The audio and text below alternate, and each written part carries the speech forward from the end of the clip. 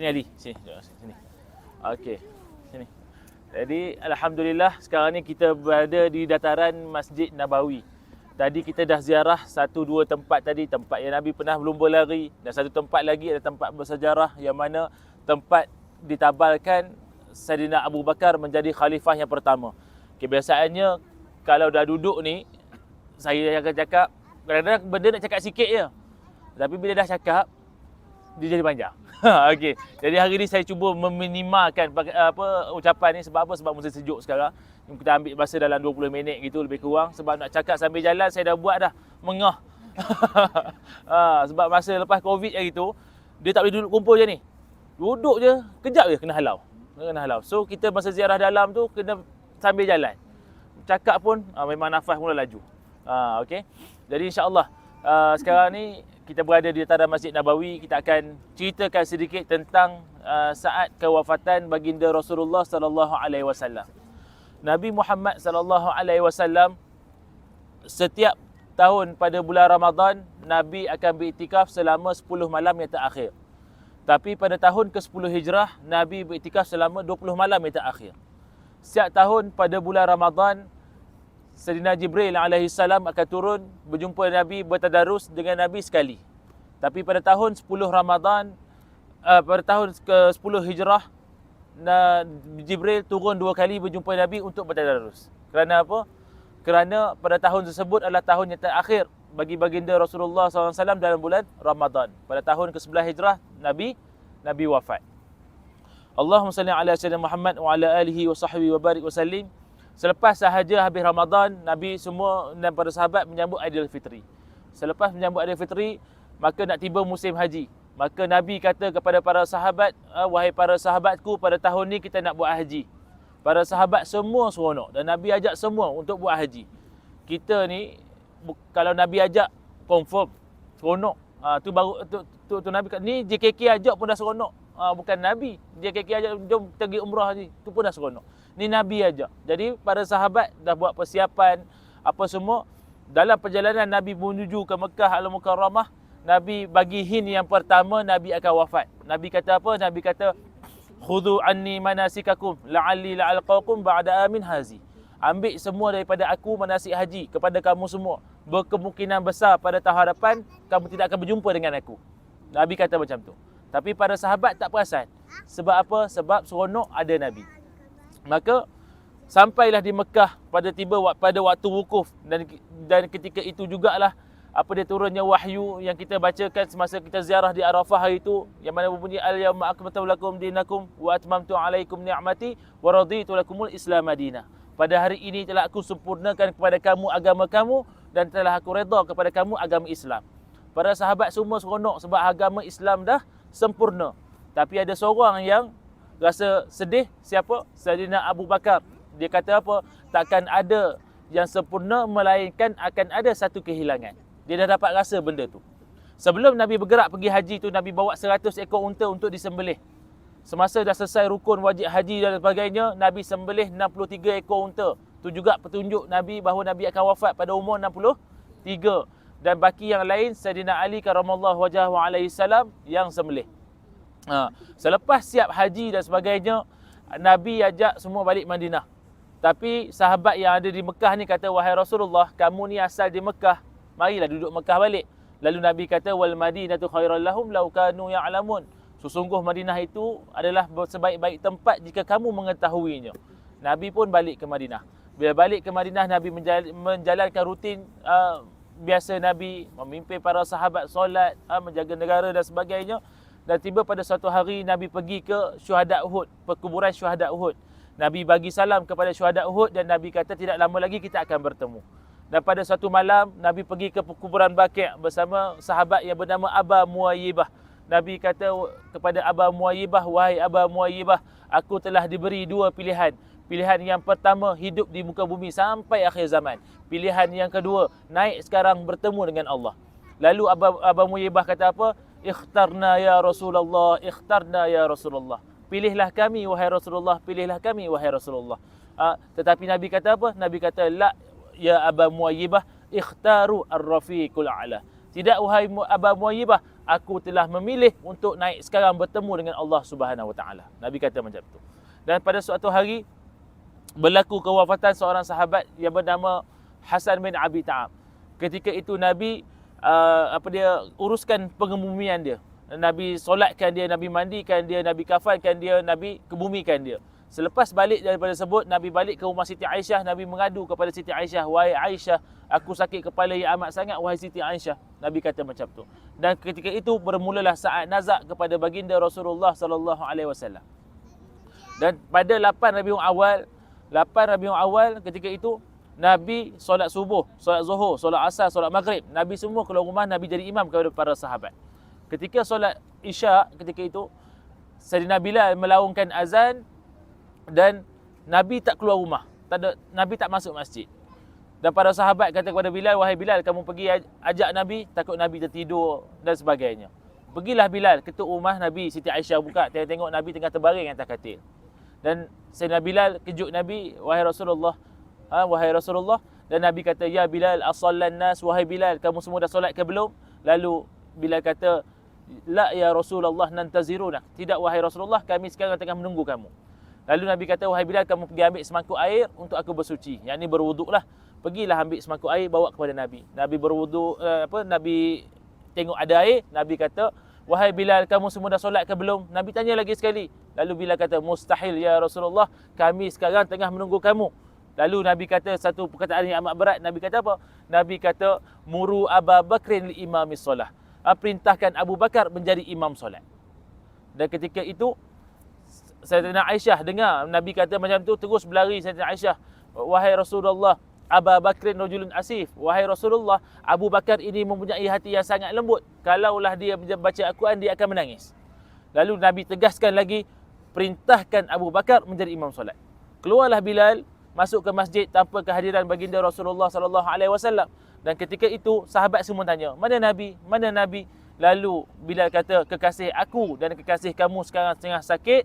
Dia perintahkan Sayyidina Abu Bakar menjadi imam solat. Maka pada 8 Rabiul Awal, pada solat Isyak, ketika itu solat Isyak diimami oleh Sayyidina Abu Bakar tanpa kedatangan baginda Rasulullah sallallahu alaihi wasallam. Selepas habis solat, mereka duduk masjid lama. Mereka berdoa akan kesembuhan Rasulullah sallallahu alaihi wasallam. Pada 9 Rabiul Awal, Nabi tak keluar rumah. 10 Rabiul Awal, Nabi kata kepada Siti Aisyah, "Kok mana pun hari ni aku kena keluar rumah nak jumpa sahabat aku." Pada waktu zuhur, Nabi dipapah oleh Sayyidina Ali dengan Sayyidina Fadl bin Abbas masuk ke masjid. Bila masuk ke masjid, Nabi duduk di mimbar Nabi. Nabi bagi wasiat kepada para sahabat. Nabi kata kepada kaum lelaki, jagalah kaum perempuan. Dan Nabi kata, laknat kepada Yahudi dan Nasara yang menjadikan kubur-kubur Nabi mereka sebagai tempat ibadah. Dan jangan kamu jadikan kubur aku sebagai tempat ibadah, Nabi kata. Dan selepas itu Nabi kata, ada seorang manusia telah diberi dua pilihan. Pilihan yang pertama, hidup di muka bumi sampai akhir zaman. Pilihan yang kedua, naik sekarang bertemu dengan Allah. Dan manusia tersebut telah memilih naik sekarang bertemu dengan Allah. Semua senyap. Tiba-tiba ada seorang menangis. Ada seorang menangis, tengok Abu Bakar yang menangis. Abu Bakar kata apa? Abu Bakar dia tahu manusia yang Nabi sebut tu adalah Rasulullah sallallahu alaihi wasallam. Dan Abu Bakar kata, aku cagarkan nyawa mak ayah aku. Jangan kamu tinggalkan aku, wahai Rasulullah. Sampai macam tu sekali Abu Bakar.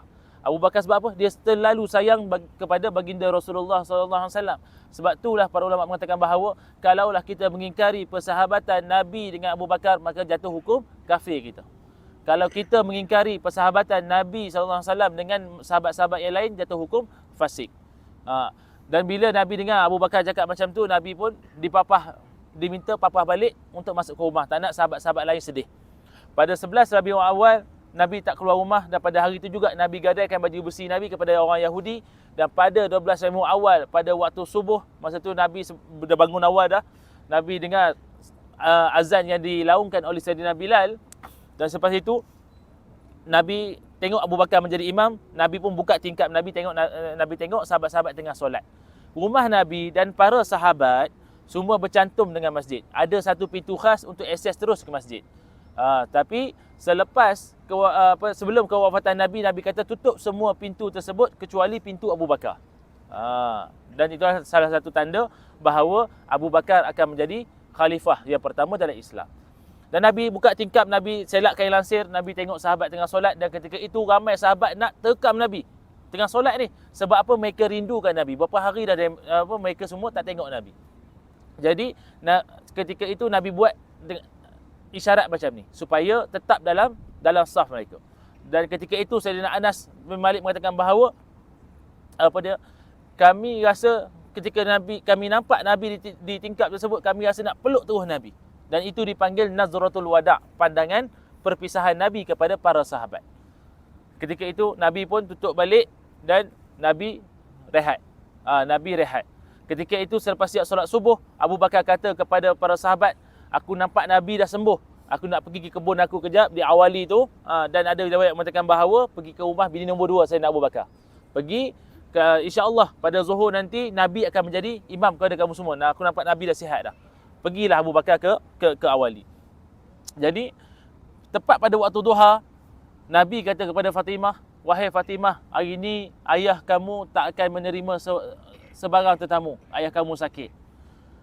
Lalu Fatimah kata, baik wahai ayahku, ya abata, baiklah. Wahai ayahku, baiklah, aku takkan terima sebarang tetamu.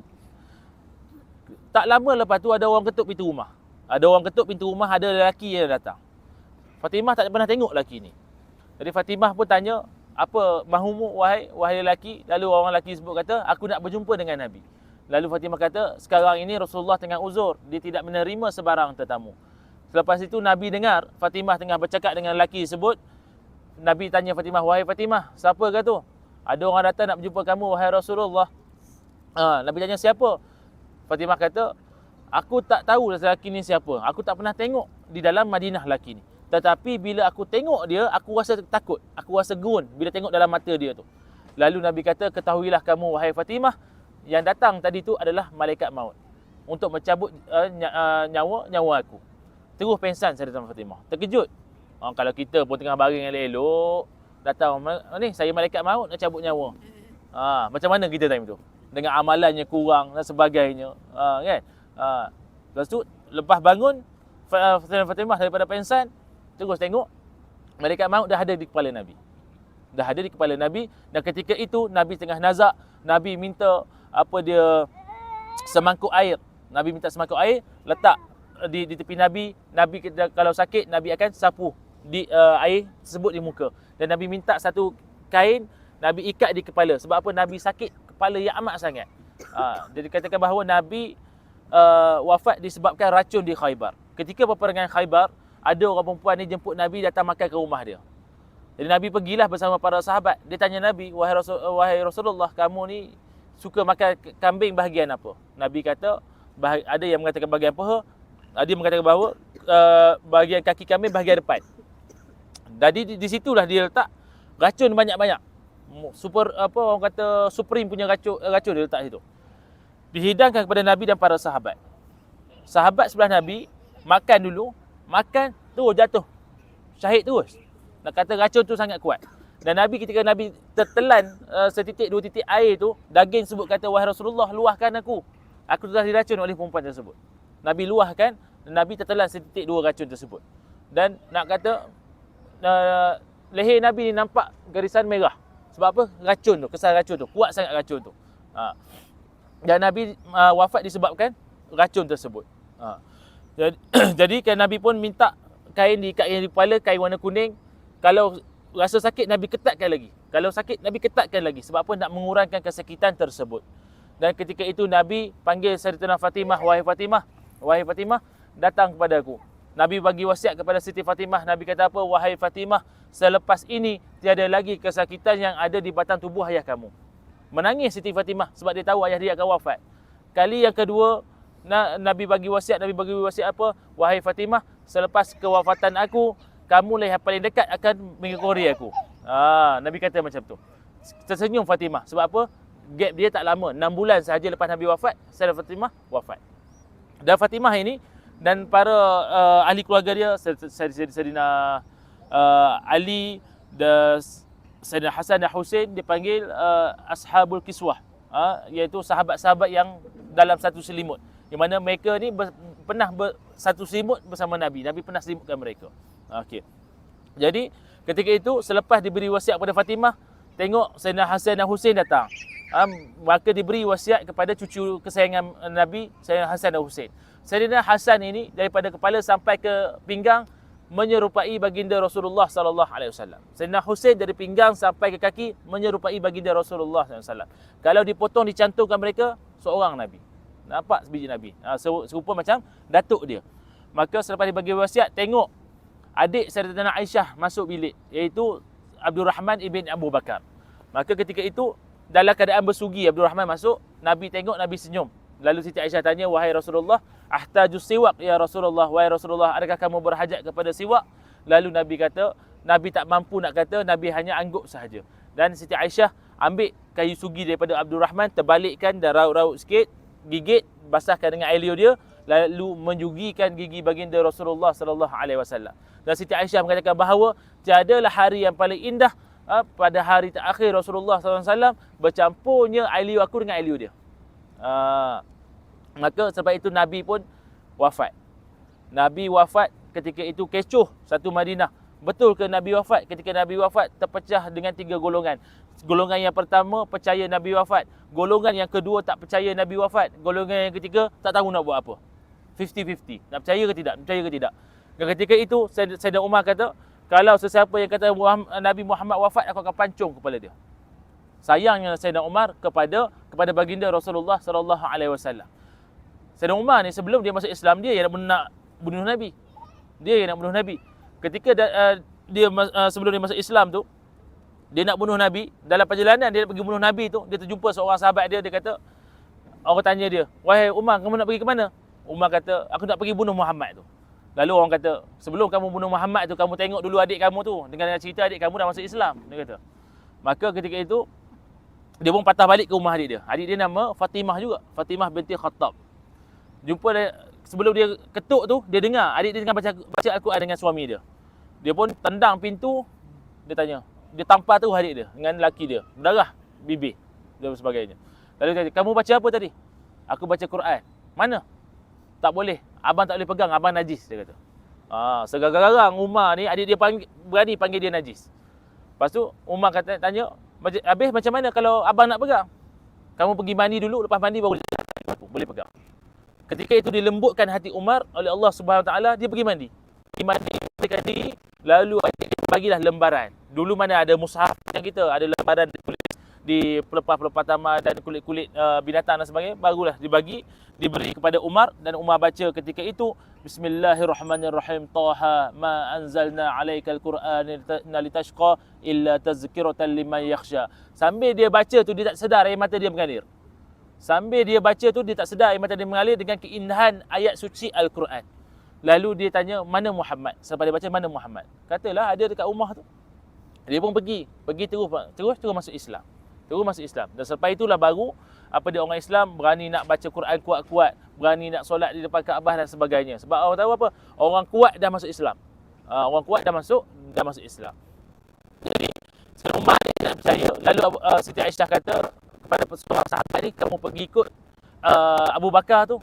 Kata keadaan sekarang ni tidak terkawal. Ada yang percaya, ada yang percaya tidak, Nabi dah wafat. Abu Bakar balik sampai di pintu rumah Nabi. Abu Bakar tengok satu tubuh yang kaku tengah baring, iaitu baginda Rasulullah sallallahu alaihi wasallam. Pergi Abu Bakar, pergi kucup dahi Nabi, dan Abu Bakar kata, "Wanginya kamu wahai Rasulullah ketika kamu hidup dan ketika kamu mati." Dan Siti Aisyah menceritakan keadaan sebenar, Sayyidina Umar tengah mengamuk dan sebagainya. Lalu Abu Bakar keluar daripada rumah Nabi. Ketika itu Umar ada, Abu Bakar kata, "Ya Umar, ijlis." "Wahai Umar, duduk kamu." Umar tak duduk. "Ya Umar, duduk." Umar tak nak duduk. Sekali lagi, "Ya Umar, ijlis." "Duduk." "Kamu tak nak duduk." Umar tak nak duduk. Lalu Abu Bakar membaca pepatah dia yang famous, iaitu Abu Bakar kata apa? "Sesiapa yang menyembah Muhammad, sesungguhnya Muhammad telah mati. Sesiapa yang menyembah Allah, sesungguhnya Allah kekal abadi." Dan Abu Bakar membaca firman Allah Subhanahu Wa Taala, "Wa ma Muhammadun illa rasul qad khalat min qablihi rasul." Sesungguhnya Muhammad itu hanyalah utusan Allah seperti utusan sebelumnya. Maka selepas itu fahamlah dia bahawa Nabi telah wafat, terjatuh pedang yang dipegang, menangis Sayyidina Umar Khattab ketika itu. Dan ketika itu masing-masing dah tak ada macam mana nak buat, sebab mereka tak pernah menguruskan jenazah seorang Nabi. mereka mengamai kaum Ansar ni pergi ke mana? Pergi ke Saqifah Bani Sa'idah. Maka dipilih dengan ciri-ciri yang sesuai dengan sabda baginda Rasulullah SAW semua. Maka dipilihlah Sayyidina Abu Bakar menjadi khalifah yang pertama. Dan selepas dilantik Sayyidina Abu Bakar ni menjadi khalifah yang pertama, barulah terjadi proses pemandian Nabi, pengumuman Nabi, solat Nabi dan sebagainya. Ketika mereka nak menguruskan Nabi ni, mereka masing-masing ada khilaf. Nak mandi ke tidak Nabi ni? Nabi ni suci, nak mandikan ke tidak? Maka orang kata tak perlu mandilah, Nabi ni suci. Lalu tiba-tiba datang satu suara mengatakan bahawa mandikan jenazah Rasulullah sallallahu alaihi wasallam. Maka mereka mandikan. Suara siapakah itu? Suara Nabi Khidir. Kan? Lepas tu Nabi dikafankan dengan 3 helai kain kafan dia import daripada Yaman. Lepas itu nak solat pula berlaku khilaf lagi.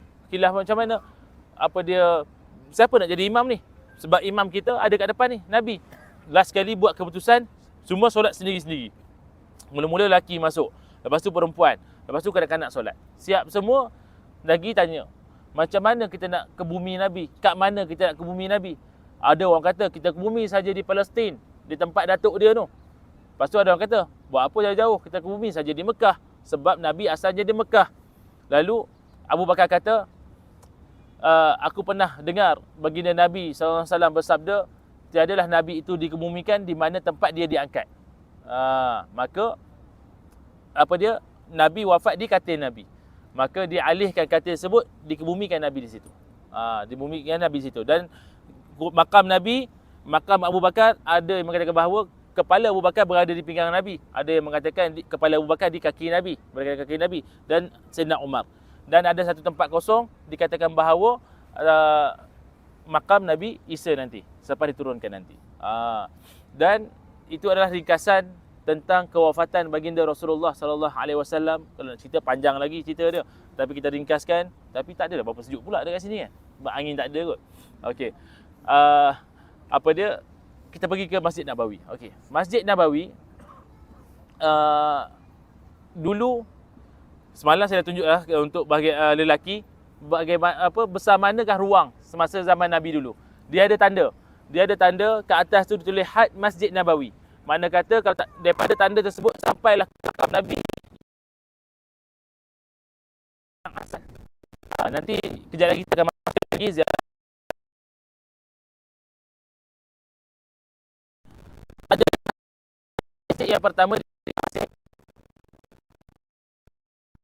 Masjid Jamek. Masjid Quba. Masjid Quba yang Nabi bina dulu. Nabi sampai daripada Mekah ke Madinah, Nabi bina Masjid Quba dulu. Sebenarnya tahu bila dia betul jawab. Kan? Dia jadi confused. Okey, lepas tu Nabi sampai saja di sini, Nabi duduk 4 hari di Quba. Isnin Nabi sampai, Selasa, Rabu, Khamis.